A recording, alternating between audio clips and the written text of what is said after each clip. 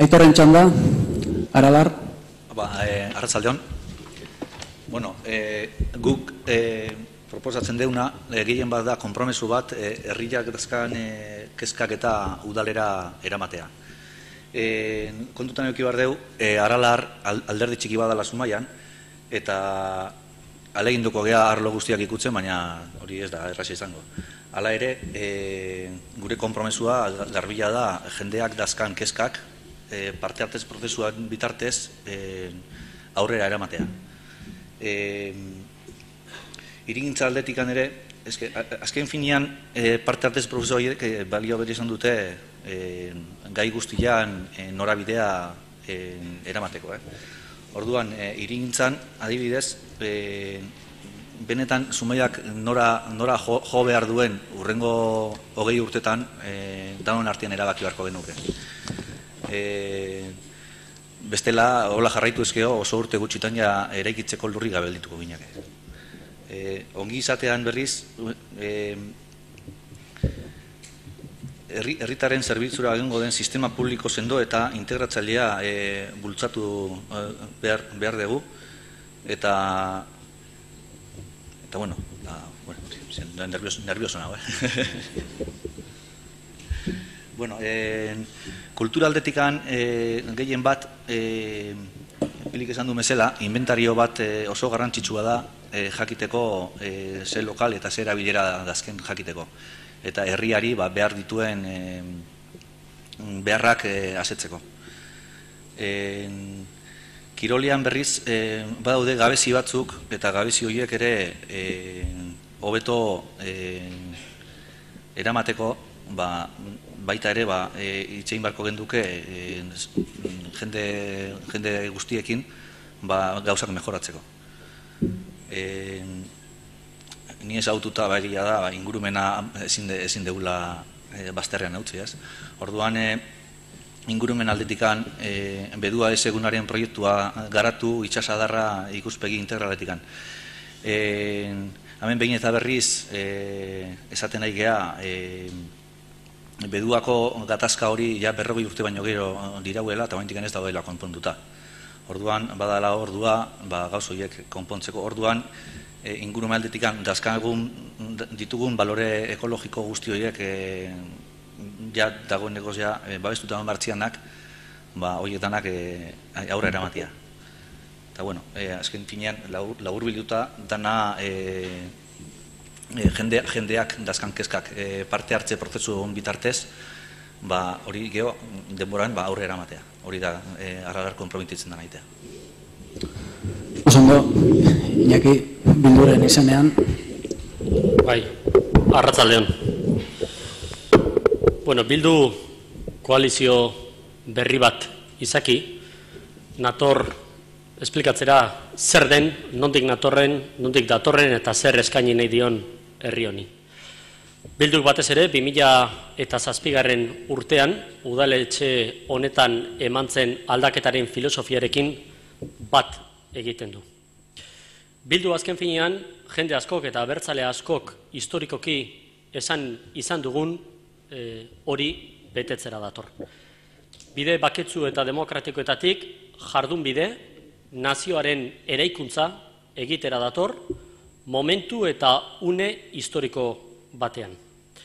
Hain zuzen ere, sentsibilitate eta trajektoria ezberdinak izaki, bai abertzaletasunaren eta ezkerreko ikuspegi mota ezberdinen tradizio ezberdinak bildu, eta diogun bezala, momentu historiko honetan, horri aurre eta erantzun bat egiteko tresna da Bildu.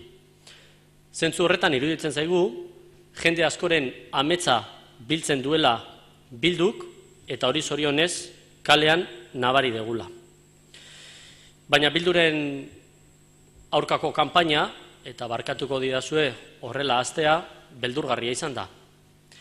Izan ere, Auzitegi Gorenak lehenengo instantzian esan zuen aurkezterik ez genuela, baina Auzitegi Konstituzionalak zorionez aurkezteko bideak erakutsi edo emantzizkigun. Eta kontekstu horretan, zorionez, hemen gaude, zuei helarazteko zein den gure gaurko proposamena. Eta horrek noski kalean lehenioen bezala zirrara sortu du, kaleko babesa badaukagu eta somatzen dugu, baina horrek noski ardura ematen digu. Ardura ematen digu gobernatu nahi dugulako, herri honetan gobernatzea zer den badakigulako, eta elementu horiek kontutan izan da, gardentasunez eta modu irekian gobernatzen jarraitu nahi dugulako. Eta zein da azken finean Zumaiari eskaintzen diona Bilduk? Bilduk batez ere udaleko ateak ireki nahi ditu. Jendearen parte hartzea sustatu nahi du, arlo guztietan, orain dela azken 4 urteetan, egin duen bezala. Berdintasun eta gaztedi zaila sortu izan da, eta horri bultzada berezia eman nahi diogu. Kirol patronatua bultzatzen saiatu gara, naiz eta posible ez den izan, eta guk berriro ere kirol patronatua sortzearen inguruan gure bultzada berezia eman nahi diogu. Etxe bizitza babestu eta alokairuzkoei ere bultzada berezia eman diogu, gogoratu nahiko nuke baita ere Eusko Jaurlaritzarekin alokairuzko etxe bizitzei buruz egundoko bultzada eman diogula, gure ustez bide zuzena hori da, eta beste printzipio bat, gardentasuna. Gure ustez, udaletxeko jardunbide guztietan, gardentasunak printzipio orokorra behar du izan. Askotan hanka sartuko genuen, baina ezin duguna sartu inoiz eskua da arka publikoetan. Eta noski, aspektu sozialari ere garrantzi berezia eman behar zaio. Gizarte zerbitzuak azken 4 urteetan indar berezia izan dute, 100 partida izugarria igo da, jakin badakigu gauden egoera berri hauetan ere zelan gabezi tasa ze egoeratan aurkitzen garen, baliabide teknikoak jarri ditugu eta diogun bezala horri ere bultzada berezia, aspektu sozialari bultzada berezia eman behar diogu Zumaian. Eta besterik gabe esan etorkizunari begiratu behar diogula, azken finean Bilduk aro politiko berri bati ateak irekitzen dizkiola, eta hori jendearik zue gabe, hori ez dela noski posible, beraz, bozkatzera parte hartzera dei egiten zaituztet, eta noski, nik Bilduren izenean nagoenez, Bilduri bozka ematera. Zondo, entzun ditugu 4 hautagaien aurkezpenak. Bigarren zatian sartuko beha, ea gai konkretutan, nik galdera bota eta nahi dezuenak erantzun.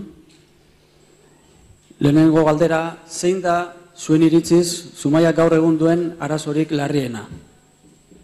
Eta ausartzen bazarete, zer egingo zenukete konpontzeko? Bai, nahi dezuenak erantzun.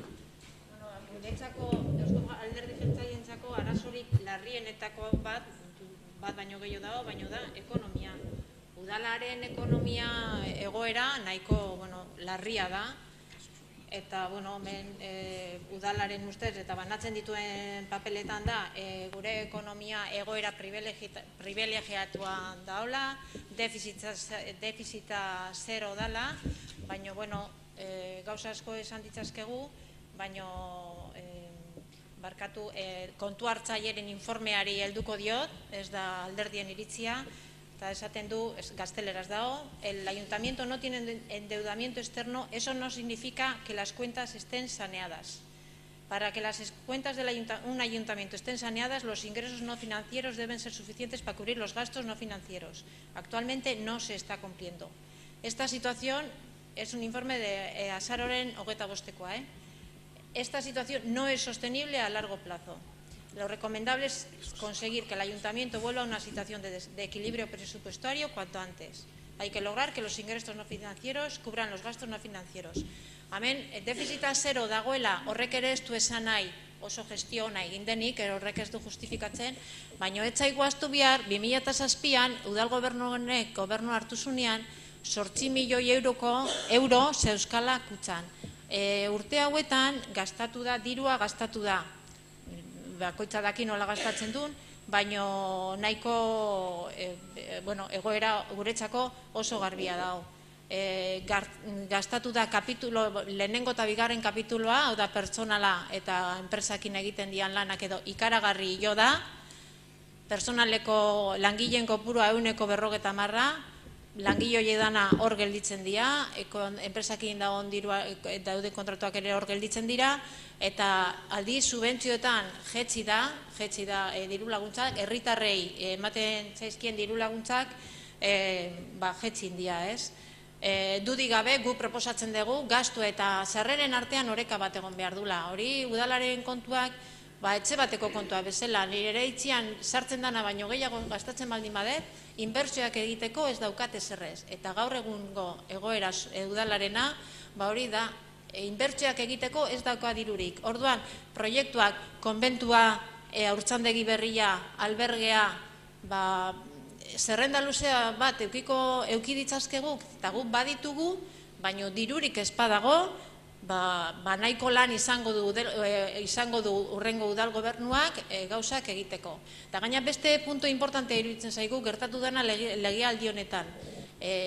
Askotan, udalak bere diru iturria dazka, baina gero lana egiten da beste erakundekin, beste instituzioekin, eta diru laguntzak lortzen dira proiektuak egiteko. Legealdi honetan, zapeteron dirua iritsi da, baina hortik aurrera gu dakigula beste instituzioetatik ez da ezer jaso.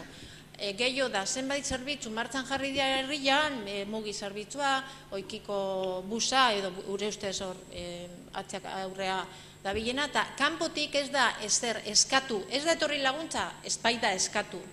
Eta detaile bezala guretzako oso kezkatzekoa, udal gobernuak hasi zan 2007ko uztailean, eta diputatu nagusia bizita inzun Zumaira 2008ko azaroan. Eta bere harridura izan zen Zumaira etorri, eta etzula bezkaera bat behare jaso. Normalean, diputatua herrieta juten danean, poltsikoa beteak eramaten ditu bueltan, zerbaiteko herrian. Zumaitik etzan ezer eskatu. Orduan guk, gastuak eta sarreren oreka ezinbestekoa dela, gure ustez, eta gero beste instituzioekin batera lan egin behar dugu diru laguntza dirua Zumaira ekartzeko.